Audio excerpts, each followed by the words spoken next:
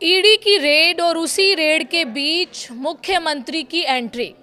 आखिर क्या है उस ग्रीन फाइल में जिसे बचाने के लिए ममता बनर्जी खुद मैदान में उतर आई?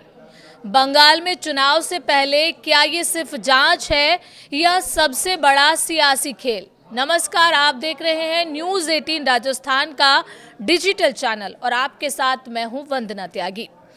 पश्चिम बंगाल की राजनीति में इस वक्त सबसे ज्यादा चर्चा एक ग्रीन फाइल को लेकर हो रही है। मामला तब शुरू हुआ जब प्रवर्तन निदेशालय यानी ईडी ने चुनावी रणनीति बनाने वाली संस्था आईपैक के बंगाल दफ्तर पर छापेमारी की।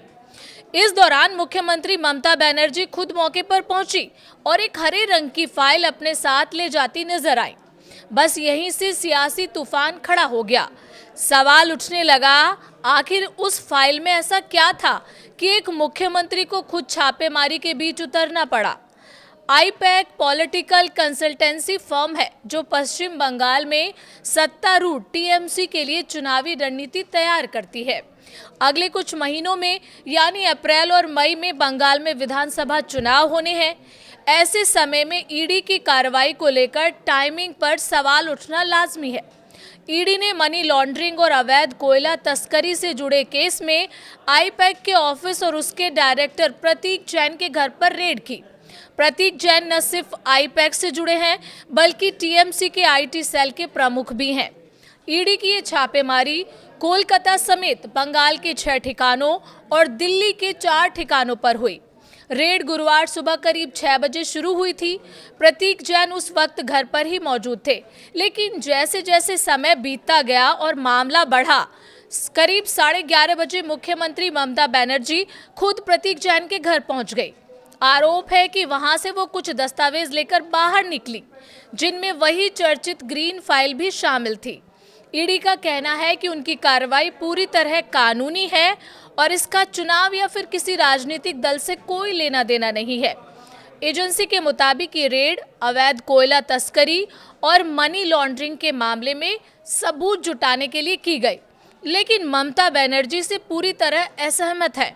उनका आरोप है कि ईडी केंद्र सरकार और गृह मंत्री अमित शाह के इशारे पर काम कर रही है और चुनाव से पहले टीएमसी की रणनीति जानने की कोशिश की जा रही है। ममता बनर्जी का कहना है कि ईडी उनकी पार्टी से जुड़ी हार्ड डिस्क, फोन, डेटा और जरूरी फाइलें ले जा रही है, जिनमें उम्मीदवारों की लिस्ट, चुनावी रणनीति और पार्टी की योजनाएं शामिल हो सकती हैं।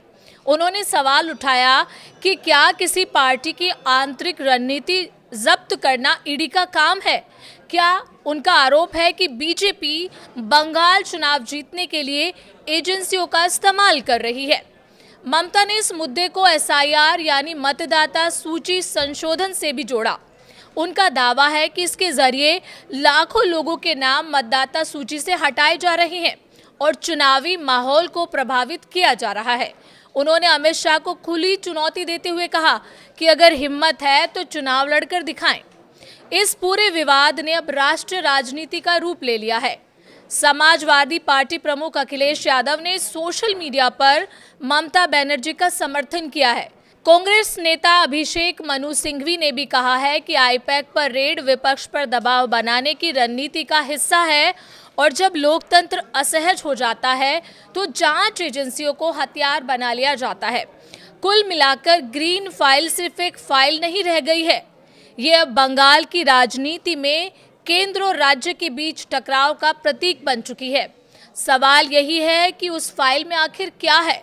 सिर्फ चुनावी कागजात या फिर कोई ऐसा राज जिसे पूरे राजनीतिक माहौल को गरमा दिया है? यही सवाल आने वाले चुनाव में एक बड़ा मुद्दा बन सकता है।